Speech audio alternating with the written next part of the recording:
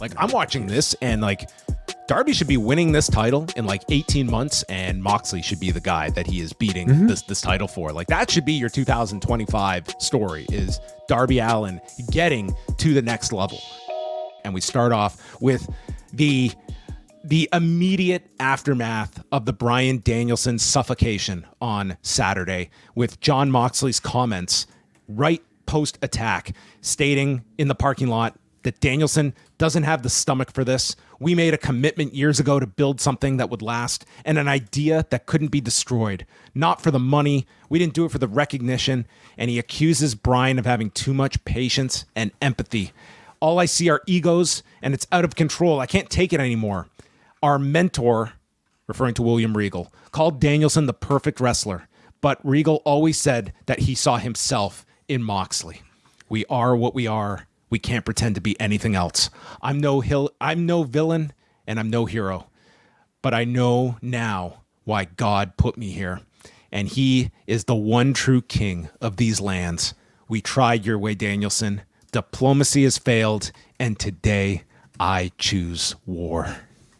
Great promo. Great promo from Mox. As always, you know, what else would you expect from a guy? I don't think he's missed one since he's been in AEW, since he's been Jon Moxley.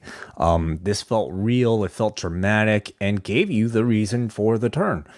A philosophical, I guess, difference, you know, between Bryan Danielson and Jon Moxley here. Bryan, I guess, in this context, as Jon Moxley says, is the empathetic one. And Moxley is the militant one. So Bryan is Professor X. Jon Moxley is Magneto.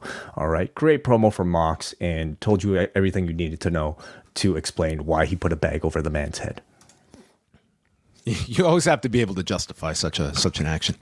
Darby Allin comes out, and he is right here if someone is looking for me. So Moxley comes out with Marina Shafir and indicates he has no weapons. He just wants to talk. Moxley says nothing has changed between them. Darby cuts him off and says, you and I, we don't act like superstars. He gives his backstory and stated that when he was getting into wrestling, he looked up to people that he wanted to emulate, but it turns out all those people ended up being fake, whose dignity could be bought, but not Jon Moxley. So I wanted to be just like you. I love the fact that you still do independence because you love this. You don't do it for the money. And I would never have done what you did to Danielson. I would have never done it to Sting. And I don't want to be like you anymore. So Moxley explains that you've got a title shot at Grand Slam, but that isn't going to happen because Danielson is out and you are not ready to be a world champion. I would like your title shot. And Darby is confused at how forward he's being here and asks him, have you been drinking again? You sound self-entitled like everybody else in the back. And he dares Moxley to do something if he wants his title shot.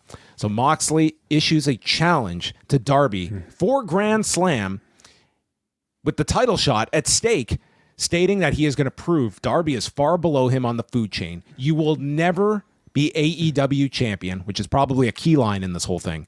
And I have never lied to you, and you have no idea what's going on.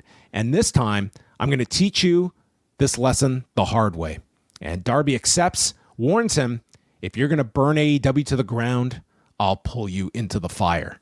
So I was like, okay, we're pivoting away because we're going to have Danielson sell this injury, and Darby's going to take a match in between because he can't fight for the title on this night.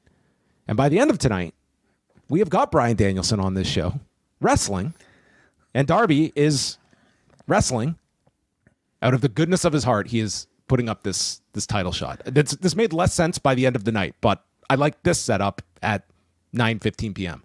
Yeah, and I like the result of what is to come as well. That might no one's going to argue about what you're getting, but this did demand a little bit of logic to be applied. Agreed. They need to patch that up, and I think we'll talk more about it, I guess, when we talk about this segment. But this segment itself, I thought was fantastic. It was great. I love that, like, this, you know, even though Mox at this point has kind of revealed why he turned on Bryan, he's still yet to reveal the exact aim of, like, what this BCC is supposed to be accomplishing when they say that they are trying to I don't know, create a legacy for the business beyond, themselves, and why exactly he needs a path towards the championship, why he needs to take the championship from Bryan in order to achieve that. He's not telling anybody, including Darby Allin here. He's just saying, trust me, bro. Give me the title shot because this is for the greater good. This is something that needs to happen. Trust me, bro. And I kind of love that. You'll never be world champion. Yeah.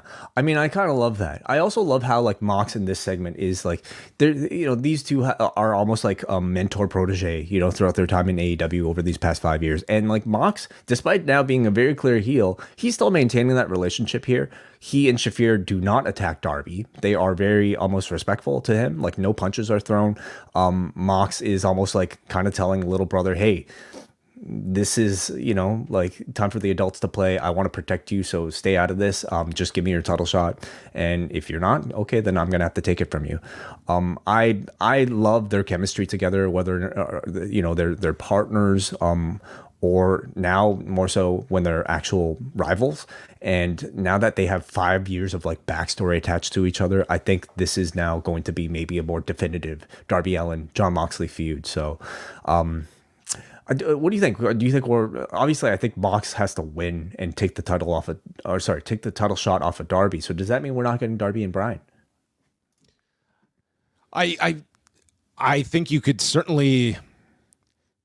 You look at that Tacoma show, like that would make a ton of sense to do Danielson and Darby in Tacoma, but I see it as really tough to have Moxley lose in this situation. Like I'm watching this and like Darby should be winning this title in like 18 months and Moxley should be the guy that he is beating this title for. Like that should be your 2025 story is Darby Allin getting to the next level. Moxley is not lying. He's not at that top level yet. But he's going to, and Moxley's going to get him there and be the guy that is knocked off at the end. Totally, yeah. And the line tonight really sets that story up. Yeah, this was a very strong segment. If you like this video, consider joining our Patreon, the Post Wrestling Cafe.